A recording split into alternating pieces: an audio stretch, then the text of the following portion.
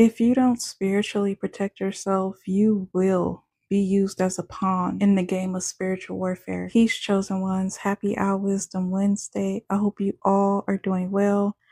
This is the Mystic Owl speaking, and today I want to speak about your spiritual gifts and mainly why people lose their spiritual gifts. From my own personal experiences and perspectives, the number one reason why I see people losing their spiritual gifts is because of the inability to heal themselves. Even though the Bible tells us, physician, heal thyself, it's an inability to heal themselves for the things that have happened in their life, even if what has happened was not their fault, such as things that have happened in childhood. It's not fair, it's not right, but if you don't heal it, it places you in a deeper, more sinister game of spiritual warfare. And a lot of people who walk around with this unhealed trauma, they never get to where they want to be in life. And I'm not just talking financially, I mean all across the board. Mentally, physically, emotionally, spiritually. I've also seen people lose their spiritual gifts because of so much anger and hate and resentment regarding life situations. And they not only hold themselves back from their spiritual gifts, from their discernment, from their intuition, they also turn around and place other people in that same dark, sinister spiritual warfare because misery loves company, even if it's to the detriment of the other person. Losing your spiritual gifts is like losing a part of you that's kind and empathetic and patient and understanding. Losing your spiritual gifts will have you out here walking around like a zombie. You'll be very mean, very hateful towards anyone for anything. And it's usually for nothing at all. It's usually because of that person's spirit that you would hate them so much. When you lose your spiritual gifts, you don't see the light in other people. All you see is the darkness within yourself. And this will make you hate people who are spiritually in tune with themselves. People who still have a light inside of them, it will make you hate them when you lose your spiritual gifts. Your spiritual gifts of patience and kindness and discernment and intuition and reasoning and empathy.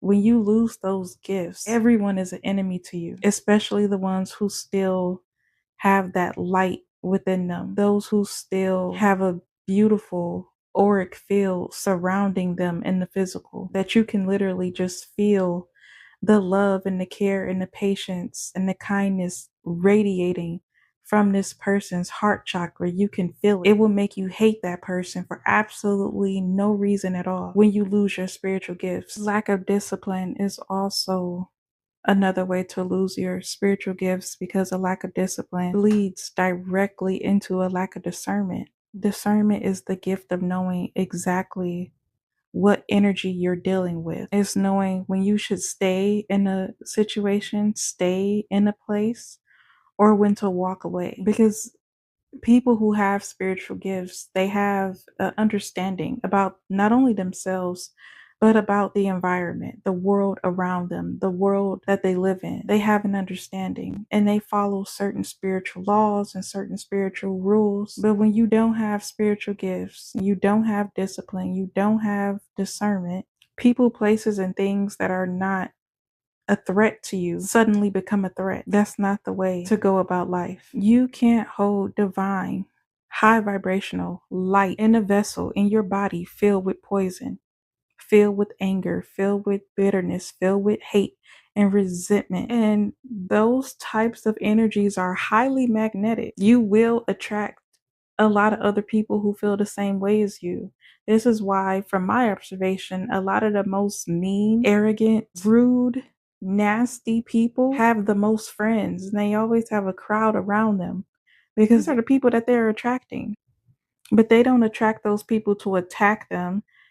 They attract those people to participate in groupthink. They attract those people to go and harm someone else who still has their spiritual gifts intact.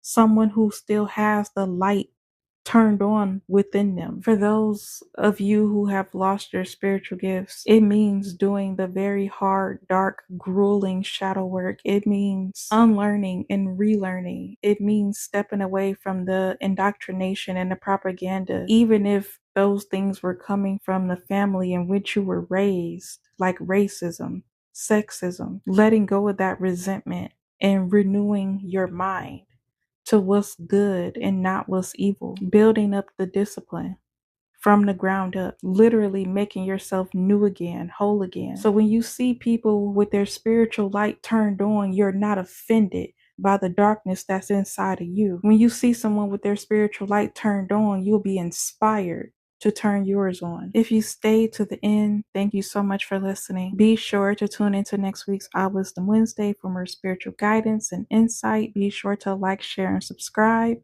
Thank you in advance. And as always, speak life over yourself. Take care of yourself, love yourself, trust yourself. Trust yourself first and protect yourself. I love you, chosen ones. Peace.